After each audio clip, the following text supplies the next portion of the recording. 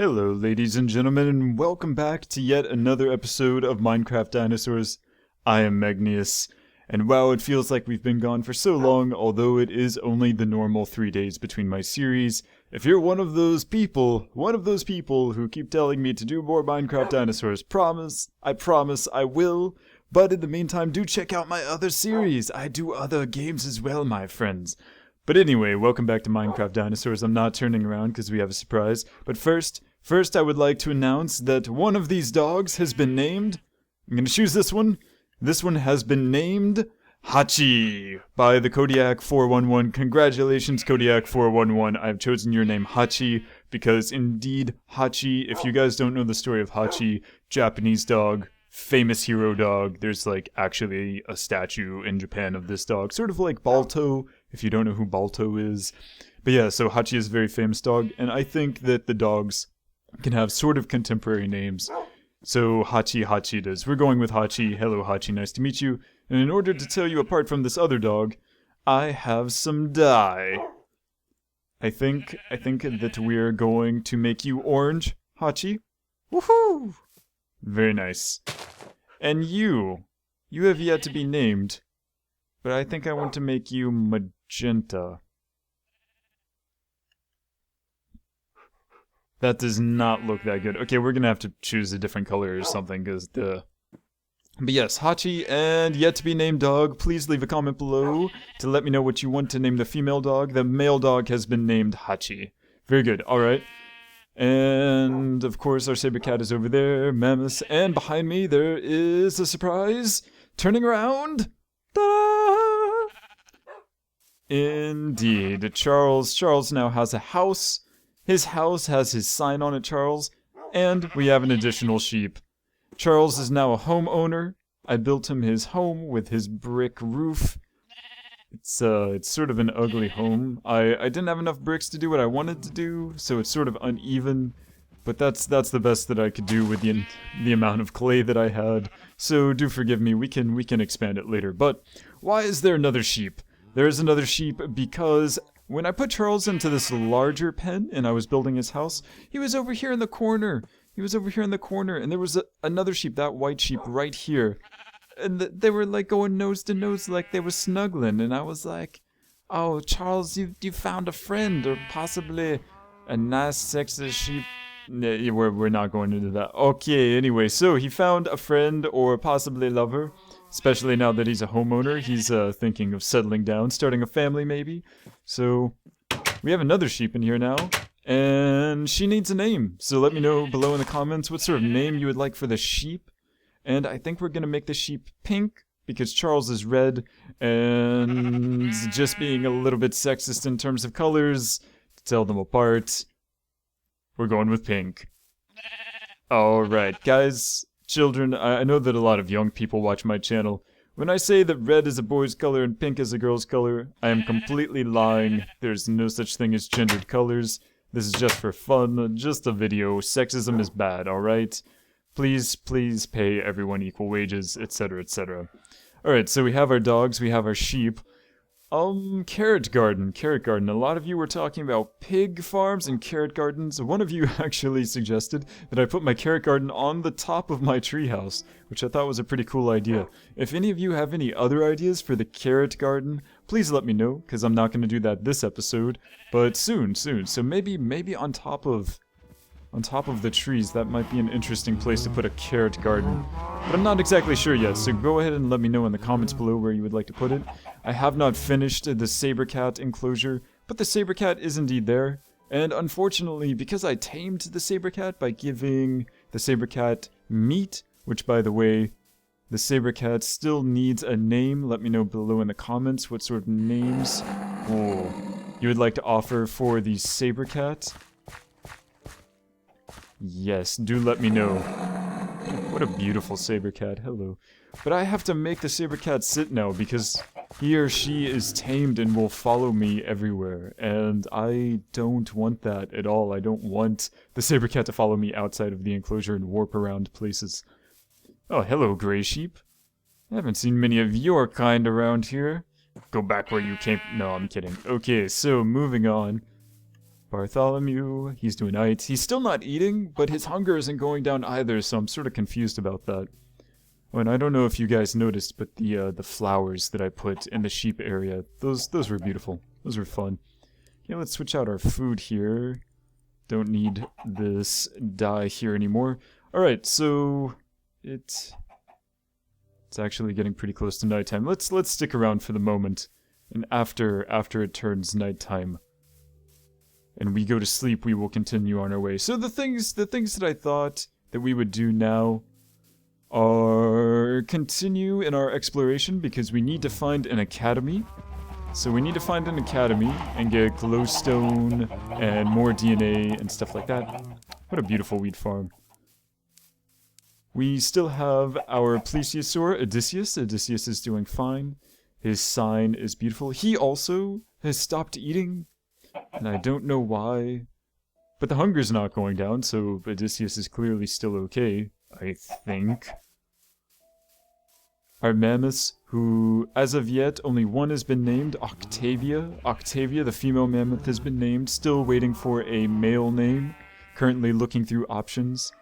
I think that may be the next episode, perhaps. Or maybe the sabercat name. Maybe I'll name the sabercat next episode.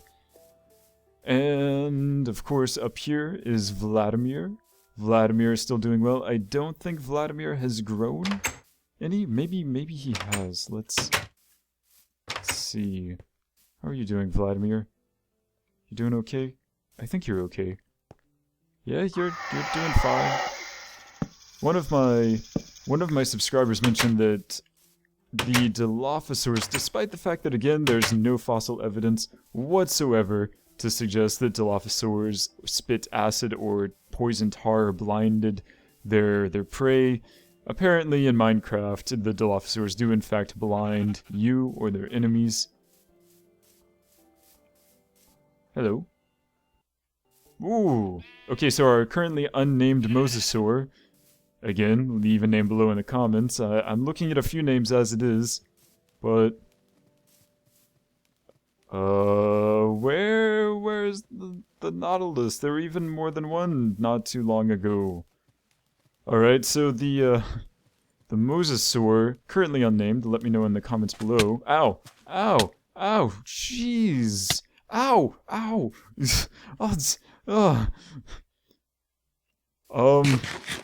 Alright.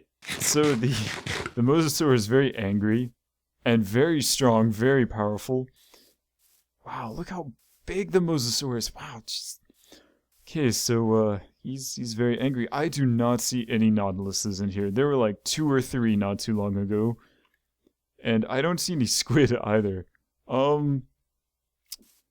Wonderful. So apparently our Mosasaur, leave a name below in the comments, completely ate all of the Nautiluses. That is not good at all. I do not know what to do about that. That makes me sad. Well, I guess I need to find some more Nautilus DNA or something before it starves to death, huh? Oh, sad, sad times. Wait. Do you see that? Do you see that? Is that an ocelot? Fish. Is that a... Hello? Ocelot? Ocelot? Yes, it is! Ocelot, come here. Come here. Come here. Look, I got fish. I got fish, come here. I got fish. I got fish. Come here. Why don't you want to be my friend? I have fish. I'm trying to give you fish.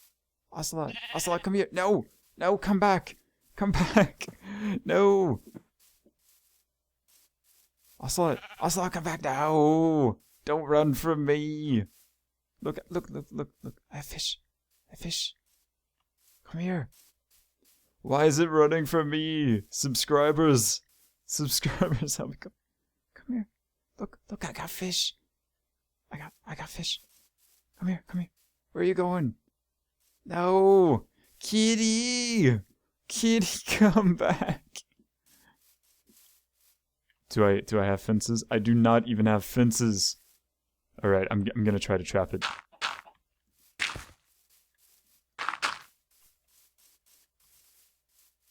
Trap it, trap it, trap it. No! Come back. No.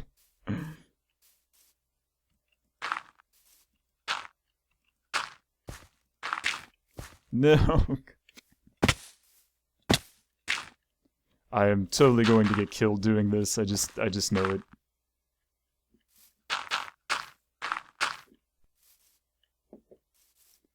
This is the most terrible, awful attempt at catching an ocelot I've ever seen in my life.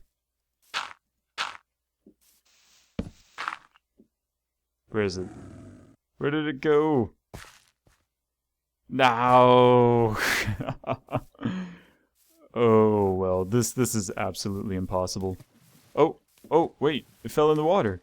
It fell in the water. Hello, you fell in the water, didn't you? You're trapped now, aren't you? You're trapped. I'm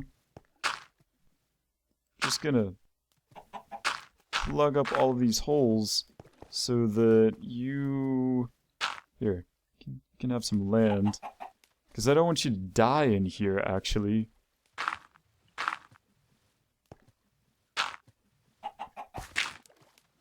Come on, get out, get out.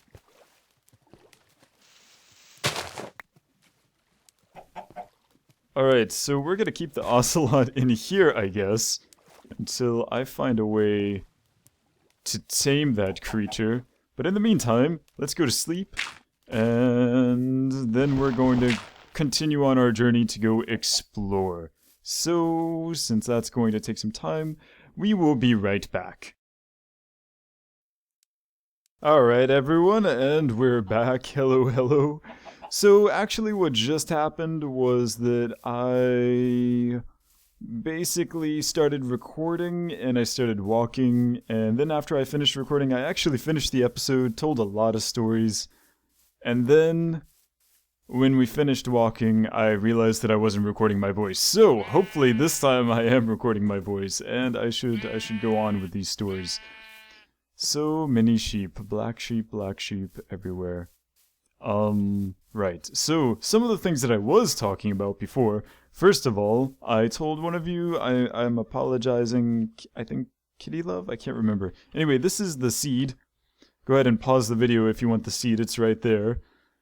And continuing on, also, I was talking about Korea and my real life and things like that. If you remember last time on our episodes, I was talking about how I took the Korean Society Integration Test, which is a wonderful way to say Korean language and culture class, which is also another way of saying this is how we're going to teach you that Korea is amazing, which it is, admittedly, but perhaps not as amazing as they say it is in that class.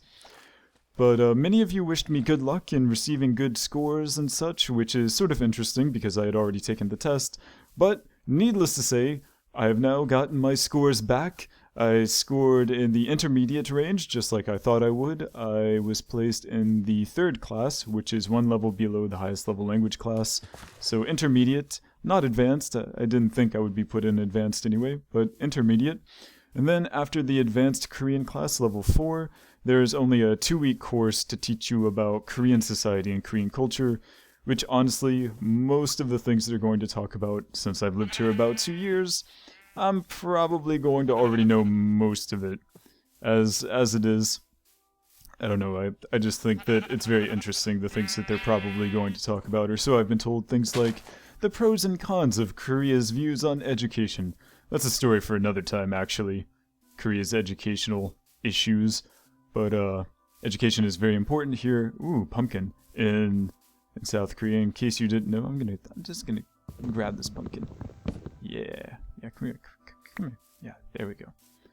But yeah, so the stories that I was telling was that first of all, I got level 3, and I'm looking forward to taking this class. But there are some issues, and the reason that I'm talking about these issues in Korea in general, by the way, is that lots of my subscribers mentioned that they were very interested in hearing more about Korea. Maybe I'm the first person that you guys have met who is a foreigner living in Korea, despite the fact that I'm just a random internet's dude, a guy making videos on YouTube, not exactly an authority, But considering the fact that basically the entirety of my university education was based on East Asian culture, literature, history, hello, and languages and linguistics, I'm probably a little bit better to hear from compared to the other people who live in South Korea at least. Wow, just come on, Minecraft, please load. My computer has no problem playing other games. Why do you do this to me? But yes, so the point is that compared to the other foreigners in South Korea, for example, I'm probably a much better person to talk to about, I'm gonna go this way, talk to about cultural things and learn about Korea from, because honestly, nothing against the other foreigners in Korea, but many of them are less than ideal. A very large portion of them are not exactly what Koreans would call good representations of foreign people. They sort of give others a bad reputation with their not exactly close-mindedness. It's not their fault that they're close-minded, it's just that many people who come here to Korea, as even some of my subscribers said, some of you guys said that you're looking forward to coming to Korea to teach English, and you know what, that's wonderful. But if you guys have never left your home country before, and you're not if you're not multicultural or multilingual, or at least very open-minded and adaptive, you're gonna have some big problems trying to fit in South Korea. I lived in China and Japan before, and this is why I can live in Korea and not freak out. Hello, giant ravine of death. But yeah, so the point is that you guys should totally come visit Korea, but living here for any extended period of time may not be your cup of tea if you've never left your home country before. I'm gonna grab 2 more of these, just because. But yes, the stories that I was talking about. So I got level 3, which is cool, except that different levels of classes are offered in different places. This is sort of an issue because there is a testing facility and teaching facility quite close to where I live. It's approximately 20 minutes away by train, but the problem is that when I went to register for that class in that place, I was not able to register because apparently level 3 is not available at that testing site and teaching site, which is so incredibly terrible for me because I do not live exactly in Seoul. I live on the outskirts of Seoul, technically in a place called Gyeonggi-do, and Gyeonggi-do is, well, it's really big and it's sort of rural in a lot of places. So all of the other teaching sites, all of the other classes are approximately an hour and a half away from where I live, which is not good. I cannot travel an hour and a half to go take a 3-hour class and then travel an hour and a half back home 3 times a week. This is not possible, so I would really appreciate it if I could find a way to take a level 3 course at the closest class. Come on, Minecraft, please load. Hello, sheep. Brown sheep. But yes, so the point is that other people, or so I've read, have convinced people to change their class location. This is getting ridiculous. Why is my computer bogging down so much? But convince them to let them take courses at a different location, even a different level, if it is more I do not want to go into the jungle. If it's more convenient for them in terms of taking time to go places. So, I would very much like to be able to do that. I'm going to be contacting the testing and class people, both myself and having Korean friends call as well. I don't know if any of you have come to Korea, but if you have, you can totally relate to what I'm about to say. Hello, giant gravel and rock place. But generally the idea is that here in Korea, when you want something done, there are a couple of ways to get things done, and those include 1, calling people over and over and over again and badgering them until they give up and do what you're asking them to do, or alternatively, and this is based in Korea's recent past. Hello, what in the world just happened there? Hurry up and load Minecraft. Come on. Quickly. But yes, so people can get things done by doing one of two things, either badgering people or possibly by bribing them. Now, this is not a stereotype or a bias against all Korean people. Bribing is much less common today than it was in the past, but it is entirely possible for people to be bribed here in Korea. It's not as common as it is in other countries, like in Southeast Asia or South Asia, like Nepal or Pakistan or India. But bribing was, until very recently, a very common and accepted part of Korean culture. You have to remember that until about 20 years ago, Korea wasn't even really industrialized. It was beginning industrialization, but Korea as we know it today is really sort of a modern miracle. They actually call it like the Korean miracle here in Korea. So questionable things like bribing does occasionally happen. I personally have had parents of my students offer me lots of food to not only be friendly, but then while eating food at their dinner table, try to pass me an envelope with some money in it and be like, "Oh, please take care of our child in your class." And that was sort of awkward because I don't know what to do in those sorts of situations whatsoever. But yes, so not everyone, but it can happen. It sometimes happens. So other sorts of stereotypes here in South Korea. Many of you may have heard the stereotype that Korean people may eat dogs. And a lot of people who say this, they just hear it from others and then they repeat it, and it just turns into this ridiculous rumor that no one really understands the basis for, but they just say it anyway. And that's really bothersome to me. I don't appreciate that. People talking about basically my home country now. But the fact of the matter is that yes, some people in Korea do eat dogs. That's completely true. Anyone who tells you that no one eats dogs is lying. I can go down the street and buy like dog right here where I live. But the point is that it's not all Korean people. It's some Korean people, and more importantly, it's mostly older Korean people. And it's getting dark. This is sort of dangerous. It's mostly older Korean people, as it is, and younger people think that it's strange, and they care about dogs as pets too much to... Alright, I'm going to set up a little camp here, finish this conversation,